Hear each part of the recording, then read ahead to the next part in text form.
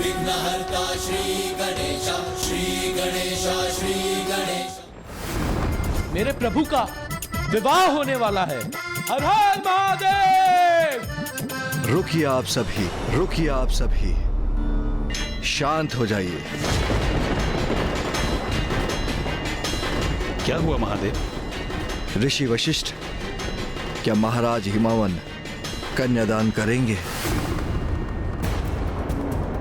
महादेव, प्रथा तो यही है कि कन्या के विवाह में कन्या का कन्यादान उसके पिता ही करते हैं, और उनका तो सौभाग्य है कि वो स्वयं महादेव को कन्यादान करेंगे और उसके उपरांत उनको मोक्ष प्राप्त होगा।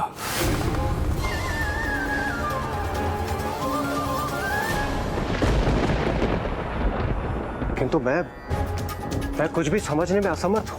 क्या हुआ? आप सभी की चिंता का कारण क्या है? महाराज हिमावन और देवी मैना ने यदि महादेव को कन्यादान किया तो उसके पुण्य के प्रताप से उन्हें उसी पल मोक्ष प्राप्त हो जाएगा, और यदि ऐसा हुआ तो संसार से हिमालय अदृश्य हो जाएगा,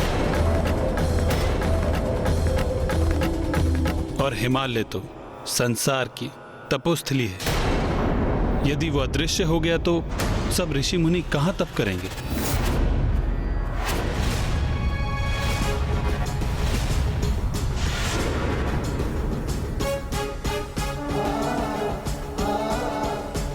यदि महाराज हिमावन ने कन्यादान किया तो बहुत बड़ा अनर्थ हो जाएगा।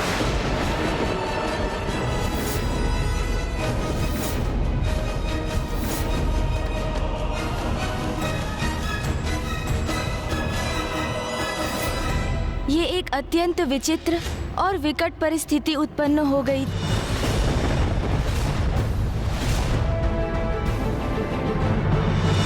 माता पार्वती पूर्ण विधि विधान से अपने विवाह के लिए प्रतिबद्ध थीं, किंतु कन्यादान के बिना उनका विवाह कहाँ संभव था।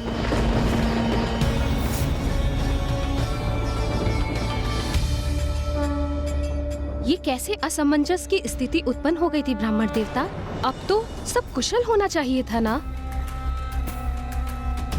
इतनी कठोर तपस्या की थी माता ने। जब उसका सुफल प्राप्त करने का समय आया तो उनके मनोरथ में एक और विघ्न आ गया। तो क्या इस उलझन को सुलझाने का कोई उपाय नहीं था?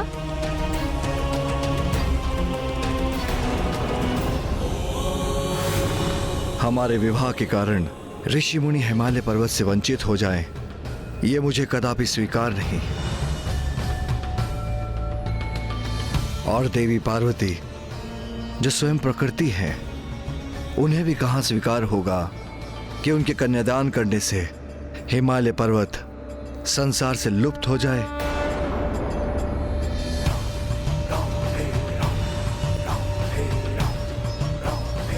महादेव, कन्यादान विवाह की विधि का मुख्य भाग है, जो कन्या के लिए अपने पिता का आशीर्वाद तो है ही, किंतु उसके अपने जीवन में एक महत्वपूर्ण परिवर्तन का सूचक भी, क्योंकि कन्यादान से कन्या पुत्री की भूमिका के साथ अर्धांगिनी की भूमिका को भी अपनाती है। हमारे समक्ष एक विकट दुविधा है, किंतु महाराज हिमावन के द्वारा कन्यादान करने से अनर्थ हो जाएगा।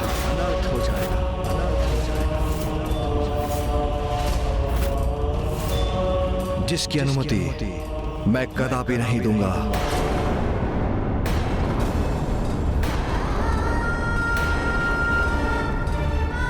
ऋषिवर, इस समस्या का फिर क्या समाधान हो सकता है?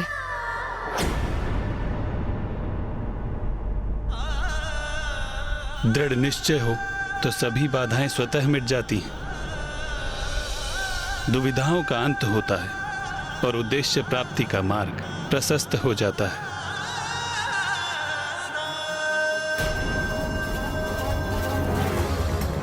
महादेव और देवी पार्वती का विवाह अवश्य होगा।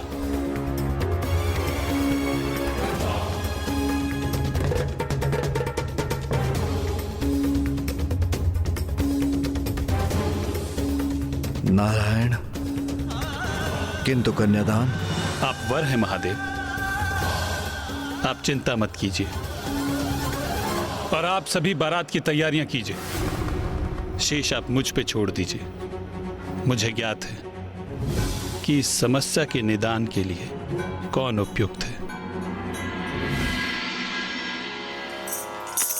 नारायण नारायण।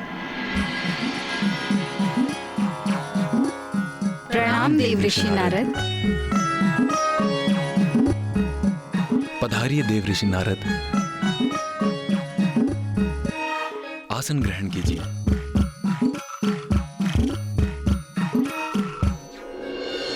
ग्रहण करने आसन नहीं हुआ है मेरा आगमन। सब कुशल मंगल तो है ना? नारायण नारायण। महारानी मैना, आपकी चिंता का नहीं कोई विशेष कारण। देवादिदेव महादेव और देवी पार्वती का अवश्य होगा लगन। महारानी मैना, अभी अभी मैं कैलाश से ही आ रहा हूं और वहां भी अत्यंत उत्साह है। सभी में और सभी उत्साहित होकर बारात की तैयारी कर रहे हैं बड़े उमंग से।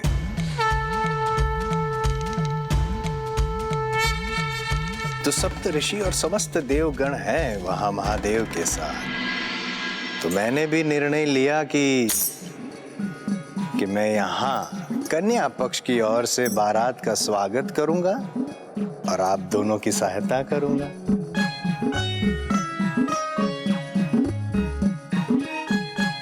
आपके इस शुभ विचार से हम कृतार्थ हुए देव ऋषि नारद। इस शुभ अवसर पर आप हमारे साथ हैं, ये हमारा परम सौभाग्य है। नारायण नारायण। माता मैना, देवी पार्वती तैयार हो चुकी है। चलिए देवर्षि नारद, मेरे साथ चलकर पुत्री पार्वती को आशीष देने की कृपा करें। अवश्य। आइए आइए।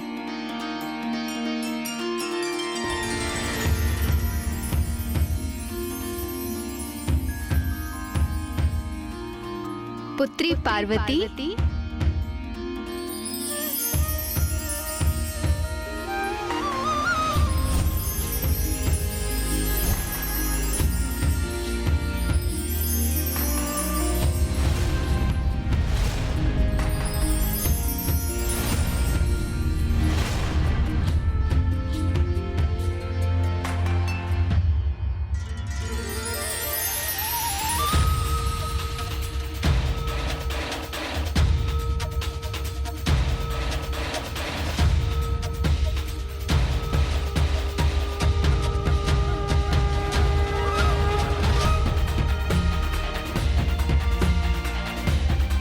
सुंदर, अति सुंदर, अद्भुत।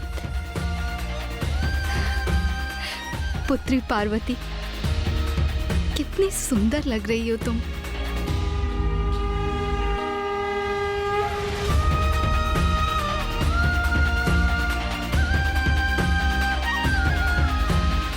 पुत्री पार्वती, देवर्षि नारद कैलाश से यहाँ तुम्हें आशीष देने आए हैं। कैलाश से?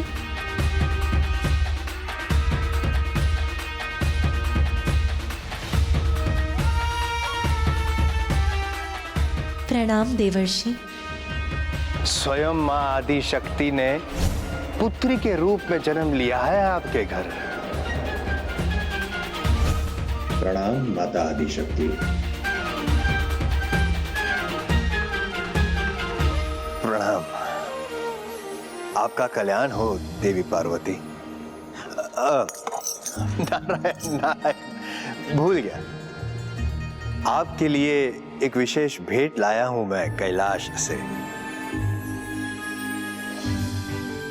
भेंट? कैलाश से?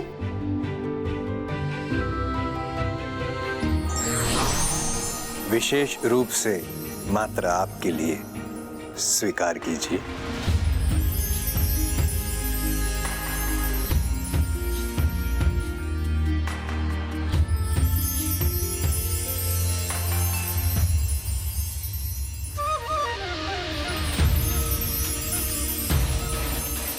सुंदर प्रतीक भेजा है मेरे जमाता ने पुत्री पार्वती के लिए। अपनी पुत्री के प्रति इतने अपार स्नेह का प्रतीक देखकर मेरा हृदय गदगद हो रहा है। अवश्य ही जमाता पुत्री पार्वती को सदैव सुखी रखेंगे, उपहारों की वर्षा कर देंगे उस पर।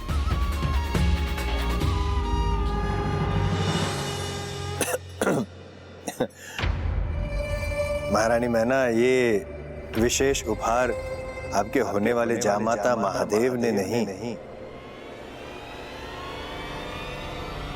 माँ लक्ष्मी और नारायण ने भेजा है। मेरी पुत्री ने इतने कष्ट सहे हैं उन्हें पाने के लिए, तो क्या ये उचित नहीं होता कि महादेव उसके लिए ये उपहार भेजते?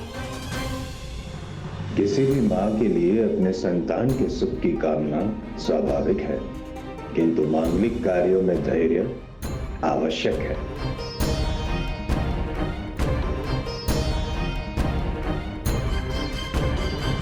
किंतु देव ऋषि योजना के अनुसार वहाँ पहुँचे थे ना ब्राह्मण देवता, फिर उसमें कुछ अनुचित कैसे हो सकता था?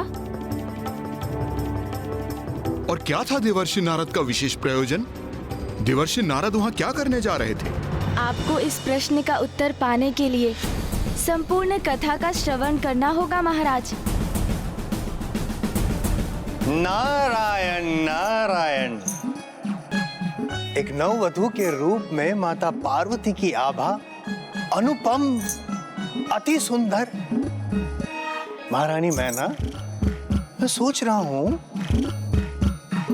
जब महादेव और माता पार्वती दोनों एक साथ मंडप में होंगे तो आहा, नारायण नारायण, कितना दिव्य मनोहरी दृश्य होगा वो। देवऋषि नारद, आपका क्या अनुमान है? क्या महादेव और पुत्री पार्वती की जोड़ी सुंदर होगी? अवश्य, निसंदेह। किंतु महारानी मैना, आप क्यों कर रही है मुझसे ये प्रश्न? क्या महादेव के आपको नहीं हुए हैं दर्शन? नहीं देवऋषि, किंतु आपको तो उनके शुभ दर्शन प्राप्त करने का असीम सुख प्राप्त है। कैसा रूप है उनका, कैसा व्यक्तित्व है, कैसे दिखाई देते हैं वो? कैसे दिखाई देते हैं वो?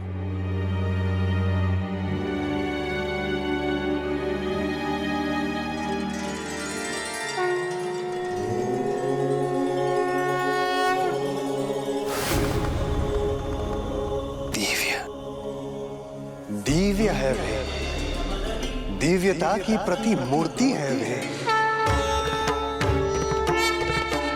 जिनकी जटाओं को स्वयं चंद्र सुशोभित करते हैं, जिनका मस्तक चमकता है उनके दिव्य तेज से। मित्रों की ऐसी पैनी दृष्टि है जो आत्मा में उतरकर अंतर के सभी रहस्य को ज्ञात कर लेती है।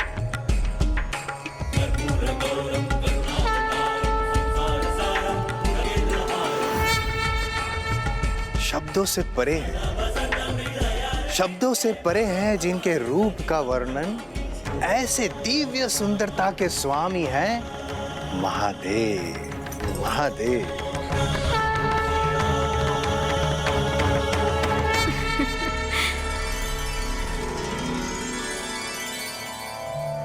उनके समान दिव्य और सुदर्शन भला और कौन हो सकता है इस संसार में? महारानी मैना बारात द्वार पर पहुंच गई है। महारानी मैना, शीघ्र अति शीघ्र आपको दर्शन होंगे, शुभ दर्शन होंगे महादेव के, और आपको ज्ञात होगा कि ऐसे जामाता को प्राप्त करना आपका कितना बड़ा सौभाग्य है।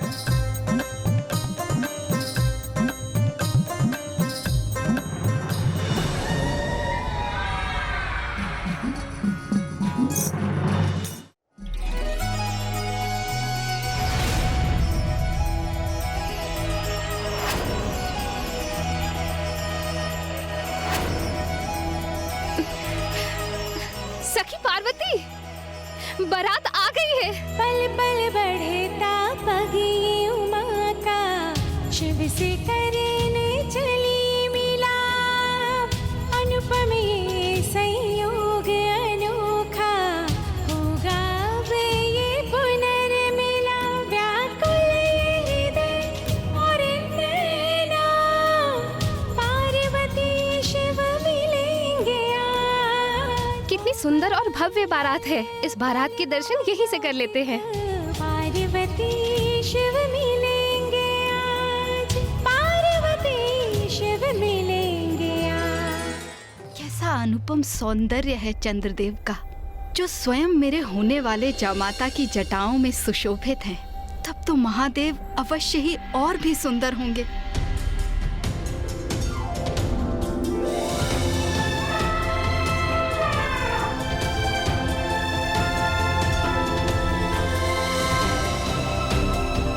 जिनका मस्तक दमकता है उनके दिव्य तेज से।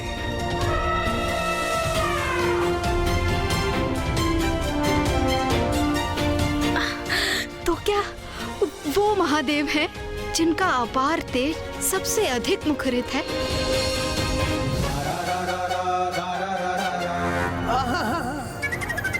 जिनके तेज से समस्त संसार को ऊर्जा प्राप्त होती है, वो महादेव नहीं है,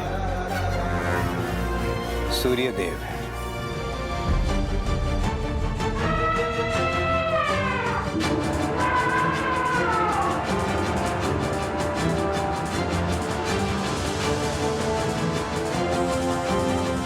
अच्छा, तो अवश्य यही जिनके व्यक्तित्व से ऐसा अनूठा आत्मविश्वास झलक रहा हो, अवश्य यही महादेव हो सकते हैं।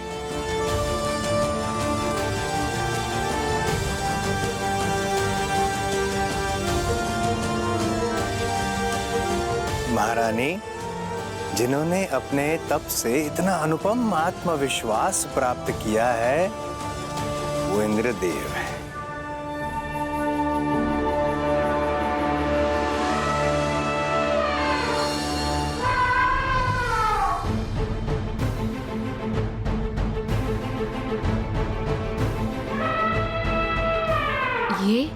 ये मैं क्या देख रही हूँ?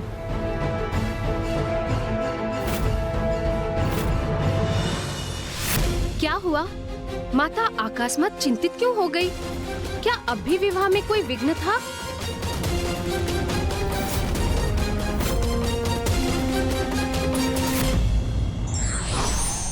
किसी भी माँ के लिए अपने संतान के सुख की कामना स्वाभाविक है, किंतु मांगलिक कार्यों में धैर्य आवश्यक है।